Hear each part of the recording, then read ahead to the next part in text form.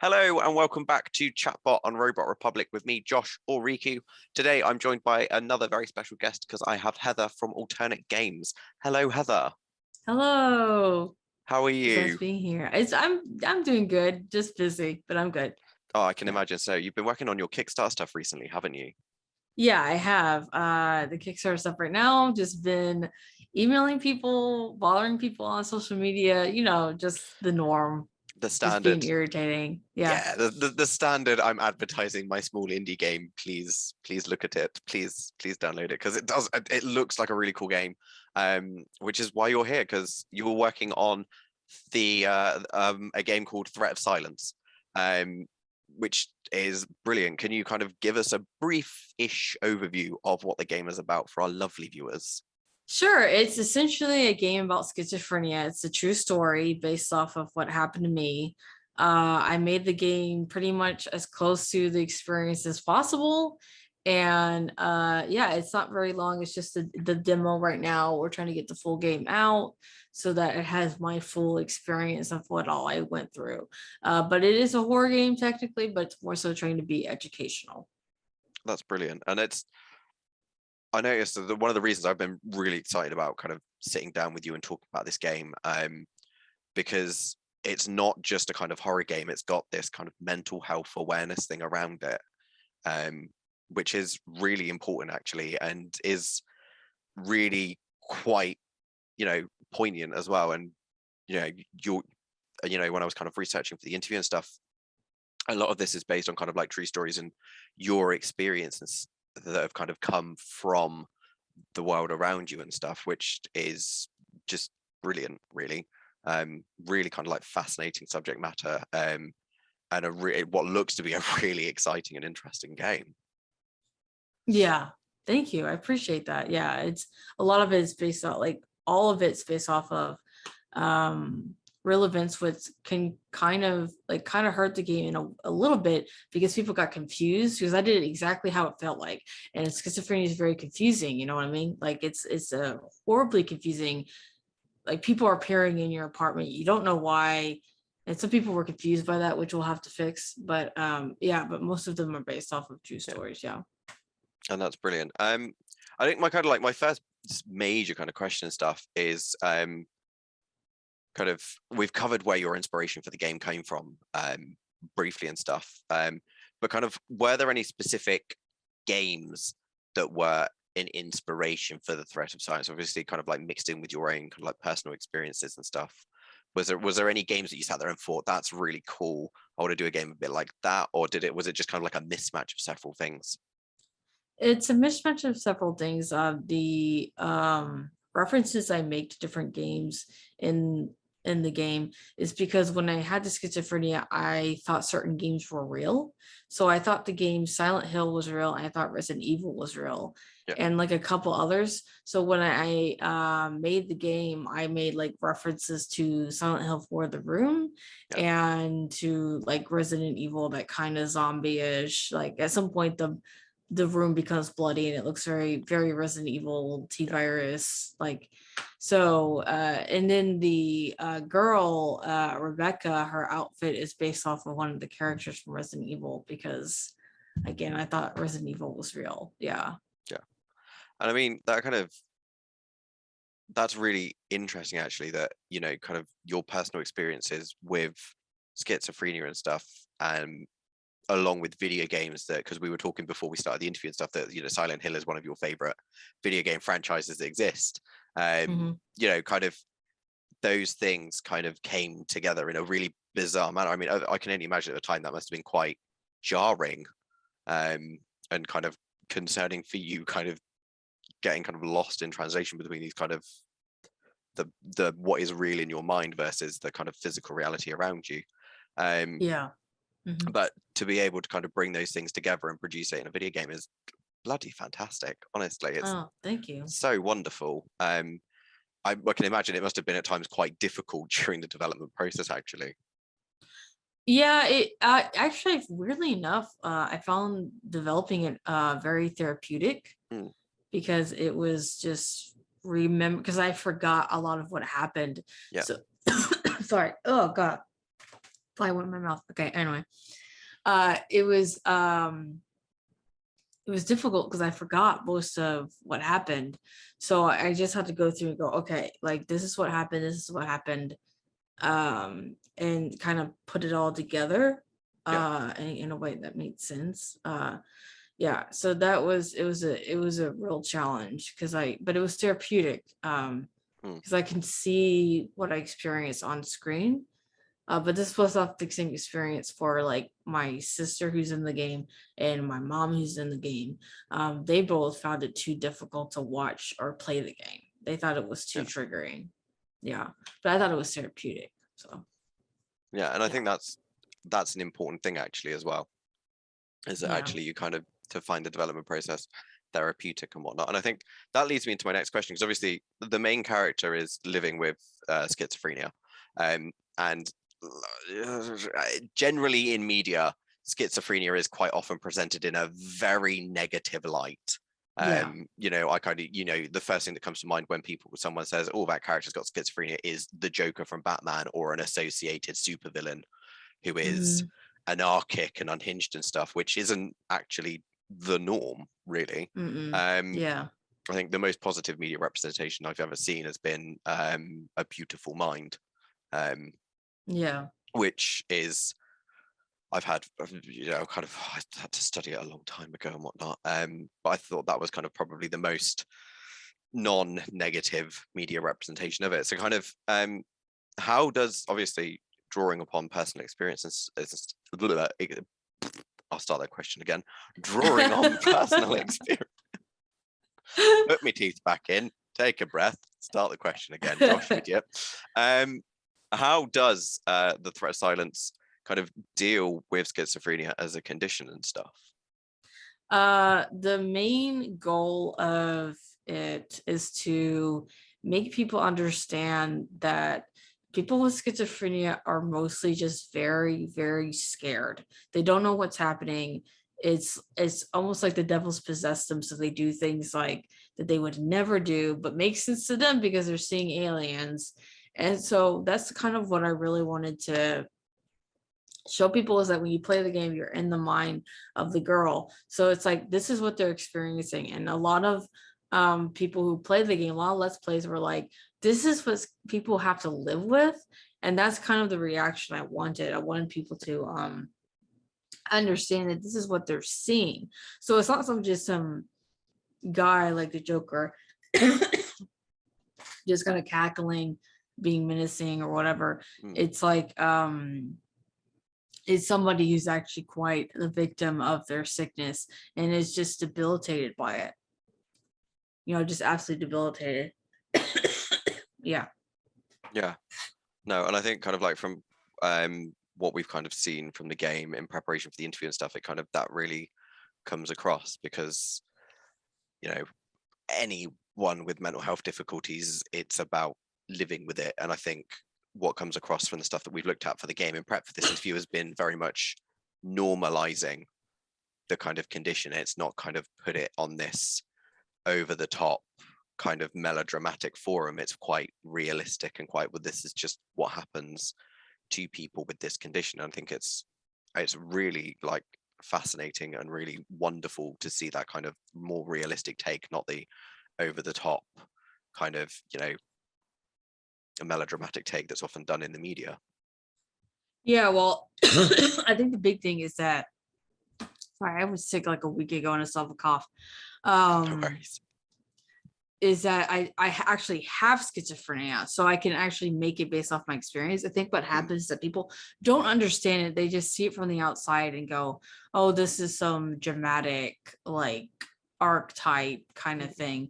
It's like, no, if you actually have it, it's very different. And it's like, it's really not comical. Like they make it to like a comic booky kind of thing. And it's just isn't.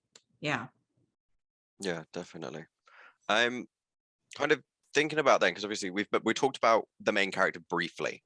The game has a cast of I believe there are 4 or 5 characters in the game. Can you kind of tell us a little bit more about each of them? Yeah, there's Claire, which is basically me and what I was dealing with. She's an artist who likes geeky things, which is why there's like geeky things around the apartment. And there's not like a whole lot about her.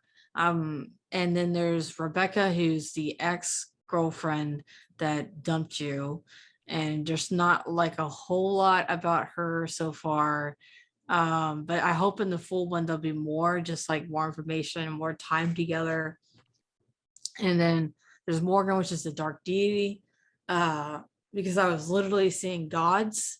Yeah. So Morgan was one of the gods, and she's a dark deity, which is why you see the Ouija board at the beginning, because I do Wicca stuff. I like that kind of thing. So Morgan just kind of made sense. And so she's the deity of like war and something else. So war and fate. And then, sorry, what? I think it's war and fate or something like that, or destiny or something like that. Yeah, so she has her dark themes throughout the story. And then there's my sister, who got traumatized by the whole event too, because she basically witnessed me go through schizophrenia from her side. So she's in the story. She's the one that calls the cops on me, because that's what happened in real life. And I hope to develop her a little bit more too. And then there's my mom, who sends me texts every once in a while. And then it's my friend, what were their names? And I think they're Sarah and Mitchell. Sarah and something. There's another 2 people that are in the game. That's really cool, actually. And yeah, we've kind of talked about how this was a therapeutic thing for you, but actually it sounds really quite kind of important to actually explore the impact on the wider people as well in the game, which kind of takes us into my next question, really, because there's a range of narrative aspects in the game. How have you managed that? Obviously they're all based on kind of, or broadly based upon your own personal experiences and stuff with schizophrenia stuff. How have you kind of managed to kind of like lock all these things into like a video game narrative, really?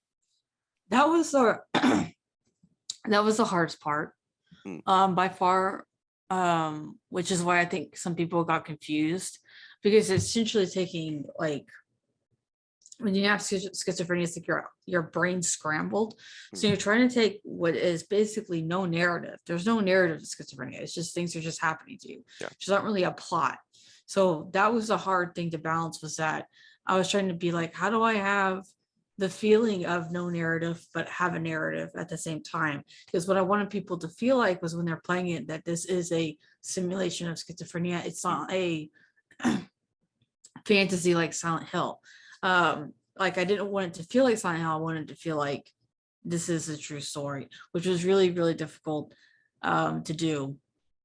I will have to work on for the full game, just to make it feel even like more like a true story. And it was really difficult because like nothing that I remember came in order. I remember certain events at different times, and so some things were kind of changed for the game just to make it seem more organized. But really they happened in real life at different times. And it was condensed a little bit because this happened over a year. So I'm trying to summarize how it felt like to be my apartment for months on end with different hallucinations, but try to make it kind of short so that, you're not just experiencing the same thing over and over and over again. Yeah. That must have been quite a challenge, actually, to kind of, I'm just kind of imagining all of these separate incidences and trying to work out that what is going to kind of be the central theme throughout all of them. But it sounds really amazing as well. Really interesting to play through. Did you, when you were kind of like developing the game, obviously we just touched upon this lightly and stuff, but when you were kind of like creating the game and stuff, did you find it difficult to relay parts of your own experiences into the story? Like, you've mentioned your sister kind of like calling the cops on you and stuff. Was it difficult to kind of revisit those events and work them into a video game narrative? Yeah, it was difficult. I think my biggest hurdle was budget, because what I was experiencing would cost a lot of money to make. So I had to shorten like the hotel scene at the very end. I actually had to shorten that a lot because I was like, there's no way. I was seeing like dragon demons. I was seeing like people being chained to the wall. Wow. I was seeing all kinds of stuff that I was like, how in the world? Like when I was making, I was like, how am I going to pull this off? Like there's like to make it as accurate as possible. Like how? And so that was the biggest hurdle was that reason why I did the Kickstarter was that I could have it even more accurate. Because like that was really difficult. But as far as like mentally revisiting, again, it was therapeutic for me. So I like being able to retell it and revisit it. But it's but because of my horrible memory, and because of the budget, it was very difficult to do. Yeah, I can imagine as well, actually trying to get kind of memories and stuff and realistic things that have happened in your life into a video game, and then looking at that and being like, oh, I've only got a budget of this much, must be kind of one of those, how do I do this? Yeah. So I kind of the main kind of like thing for the main setting for the game is an apartment, which kind of like phases through various kind of forms and stuff. It's the same apartment, but there are kind of like differences in kind of how it will appear at different points based on the kind of protagonists kind of like journey and stuff. Where did the ideas from the level design come from? Kind of like, you know, were they inspired by anywhere specific? Was it like, this is my apartment during that year, so I'm going to recreate this? Or was it a bit like, so this is vaguely what my apartment looked like, but I'm going to kind of add a few more things in, like, you know, or it would be quite nice from a gameplay mechanic wise to have like a bathroom over here instead of next to the bedroom or whatever? It was an exact replica of the apartment I stayed in. Not at the beginning, I lived in one apartment and then I moved, but I didn't want to do two apartments. So I stuck with one apartment I lived in before I moved here.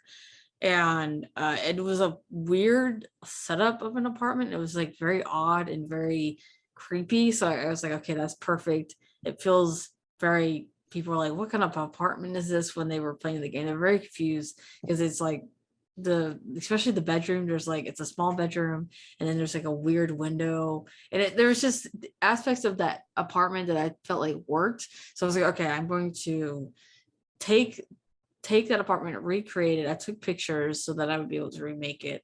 And then like things like the window, there, like if you go out to the living room, there's a giant window that worked perfectly because at some point there would be things outside of the window looking in at you. So I was like, okay, from like a cinematic standpoint, this apartment works just a lot better than my other apartments.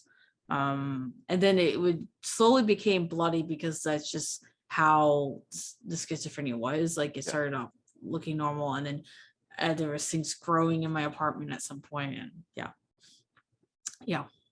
Wow, that sounds, from a gameplay aspect, sounds awesome. From a personal experience, that sounds quite kind of harrowing and traumatizing. From a gameplay perspective, it sounds really awesome. Kind of like thinking then about, you know, kind of moving on to the kind of development process of the game. In terms of the mechanics and stuff, and kind of having this kind of like these constantly shifting things, because obviously, you know, when you're designing things, I'm not sure if you were designing it in Unity or Unreal, but both of them, you have to build the same level but in multiple forms if you want things to change and move within it, especially if it's like wall decor and stuff.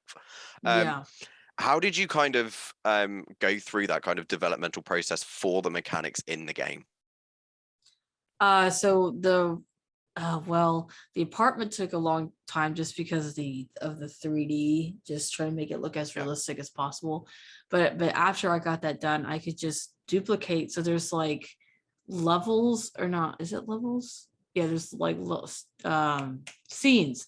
There's scenes in Unity. You could just duplicate the scene, and then when you duplicate the scene, you could change what happens in the scene. I use Adventure Creator. I highly recommend Adventure Creator, just because it's super easy to learn.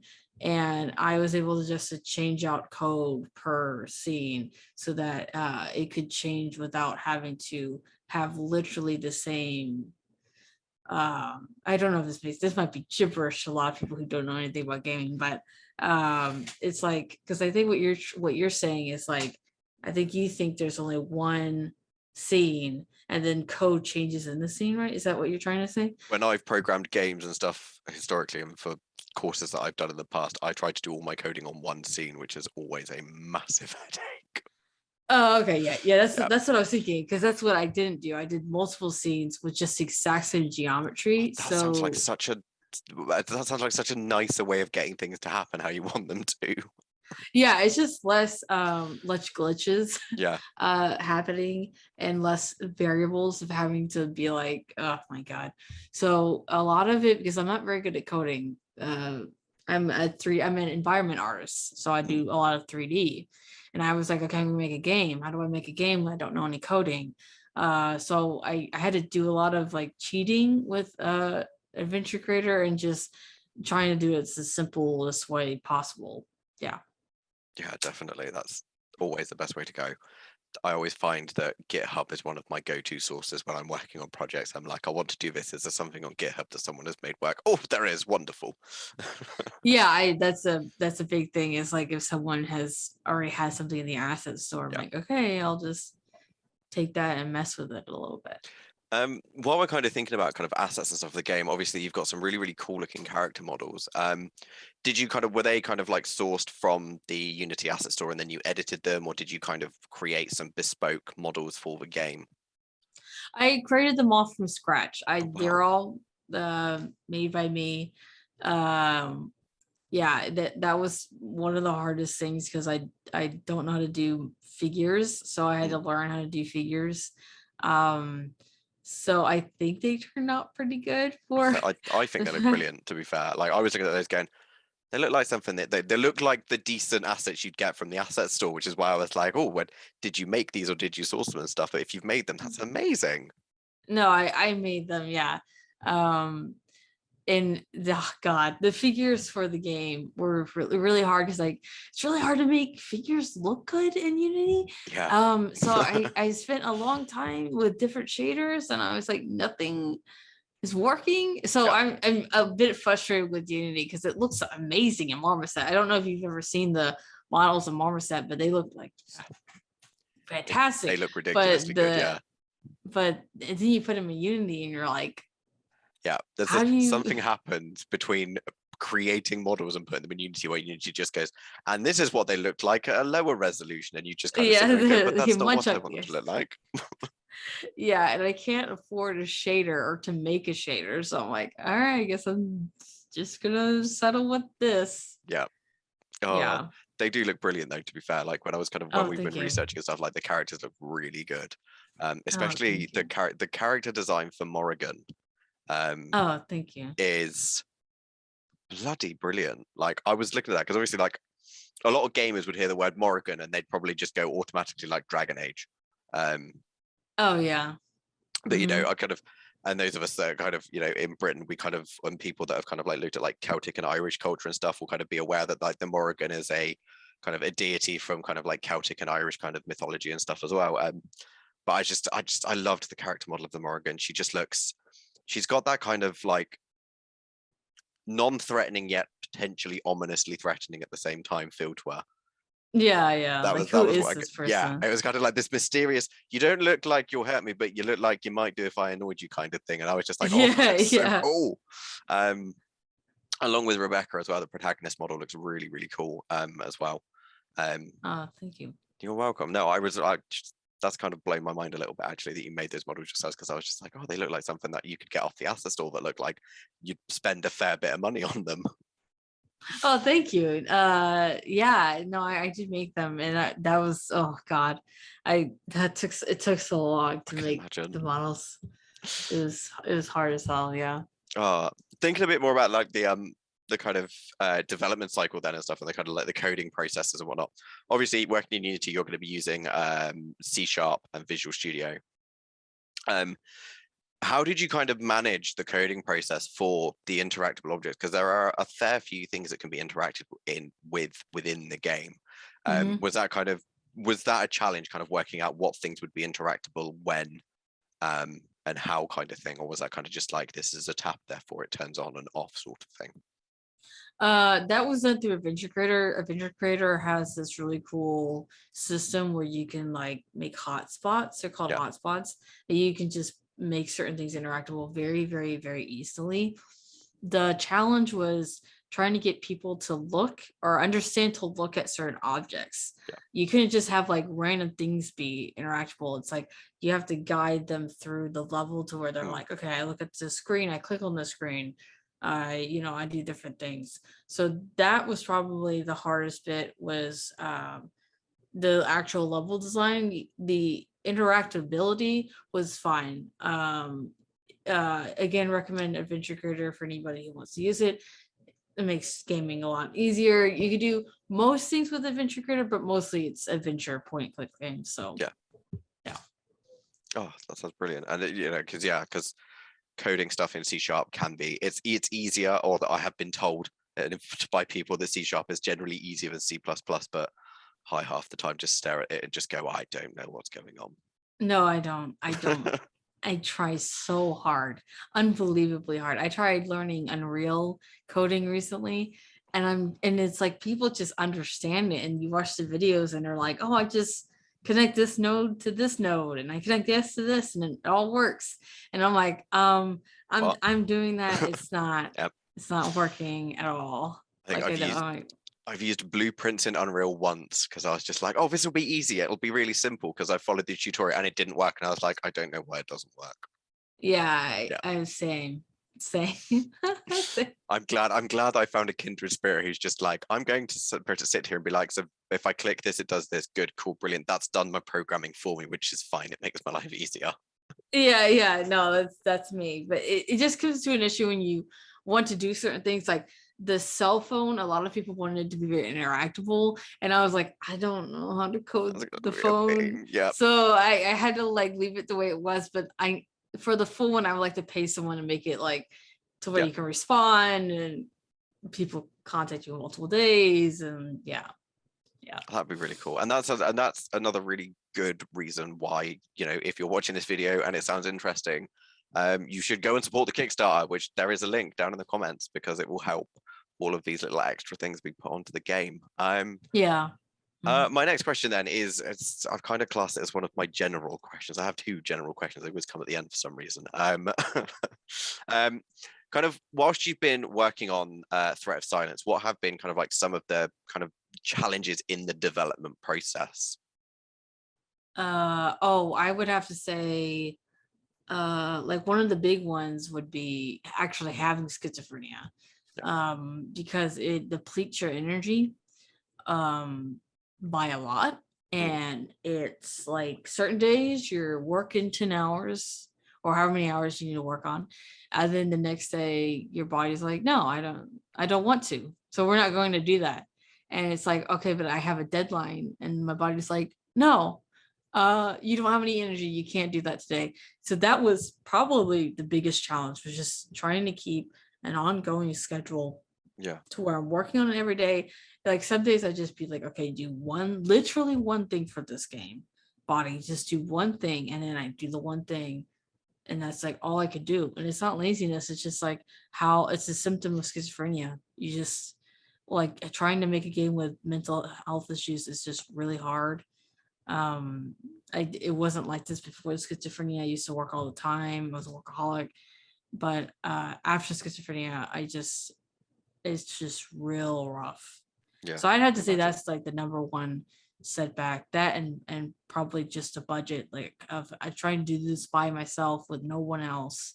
I don't have a team really, so that was another one that made it really difficult to do. Yeah, I bet as well, because being a solo developer, everyone thinks, oh, solo developers, oh, you can do whatever you want, but actually being a solo developer at times is more exhausting, because you are, if something doesn't get done, you're the only one that can be blamed for it and stuff. And it's very kind of like, well, I've got to get stuff done. And like you say, if you're kind of working with a mental health condition, and that in and of itself, managing that on a daily basis is exhausting, coupled with being a solo developer, you just, honestly, it's one of the reasons why I think this game is so brilliant as well, is that it does kind of like mental health awareness in a kind of like way that actually represents mental schizophrenia specifically in a kind of like very realistic way. But actually, the fact that you're working on it whilst managing this condition as well is just,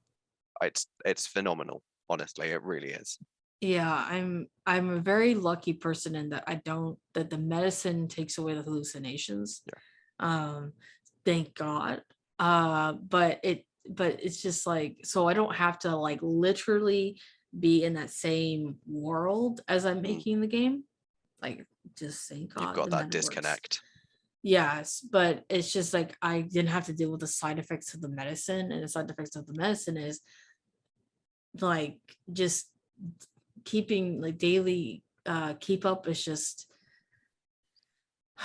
like Difficult. good luck. Yeah. Yeah. It's hard. It's very Yeah, I hard. bet. My last question then is, what's next in terms of both Threat of Silence and once this is done, do you have any plans to kind of think I'm going to do a different game or I'm going to kind of Mm. revisit some different subject matter stuff? Kind of what's next for, alternate games and Threat of Silence? Well, hopefully we'll be able to get the Kickstarter succeeded, and then we'll be able to make the full game, which will have how mental hospitals actually are, because a lot of people don't know Yep. how to deal with the police, which is different than what you think, and like several other things that I went through, several more hallucinations. If there's by chance it doesn't work out, which is always a chance, I do have another game that is very, very risky, but I would really like to tackle it, is to teach people and make like a game for everyone that teaches about consent Oh, when it wow. comes to intimacy. Yeah. Yeah. So like make a sex positive game. Yeah. I think that sounds like a brilliant idea as well. Well, I say both, all of those ideas sound amazing. But consent's kind of like quite a big issue right now, and Yeah. there are some very, very differing views and opinions on how it should be taught and everything else across the globe. Actually, I know that us here in the UK, there's been some slight dissent, not to the levels that are being seen kind of like in the US now, right now, but yeah, Mhm. it's quite a meaty topic. Oh, Heather, it has been such a pleasure to have you on the show, and thank you so much for talking, Mhm. not just about this amazing game, but for being so kind of open and candid and honest about kind of your own experiences. It honestly has been genuinely amazing. Thank you so much. Yeah, no problem. Thank you for having me on. I appreciate that you wanted to chat with me. I Oh appreciate no, it. it's been a pleasure. Thank you. My last thing is, where can our lovely viewers find out more about you and Threat of Silence? So you can check out the Kickstarter, which is just the link is long, so I can't read out the link, but you can We'll put go it in the to just look description. up, yeah, Yeah. look up Threat Silence and Kickstarter. There's also alternategamesonline.com, which has uh Threat Silence in the game I made previously. And then you can check out my Twitter, which is, what is it? Hold on. I changed it recently. At It's AltGames TOS Studios. Oh no, Alt wait. Game. Yeah. No, you're right. It's Alt Game Studios. Yeah. I Um, opened it. I had it tabbed out next to the interview questions just in case. yeah, because before it was TOS something something something. Okay, yeah, and I changed it recently. So yeah, check me up on those social media forums, and yeah, Brilliant. especially Twitter. Yeah. I was going to say lots of updates on Twitter, which is exciting. Get to see Yeah. lots of stuff on there. Like I said, Heather, it has been such a pleasure having you on the show. Thank you so much for taking time out of your very visual dev schedule to come and chat to me. And please do let us know in the comments what your thoughts are about Threat of Silence, which is coming up at some point in the future, which we're very excited for. And while you're here, why not check out some of these other videos that our YouTube says are quite good for you to watch that are up on the screen right now. And don't forget to hit that like button and subscribe, and go and follow Heather and Alternate Games over on socials, because this game looks amazing and we can't wait to play it. Heather, thank you so much for coming on. It's been a genuine pleasure. Take care, and we'll see you next time, guys. Bye. Bye.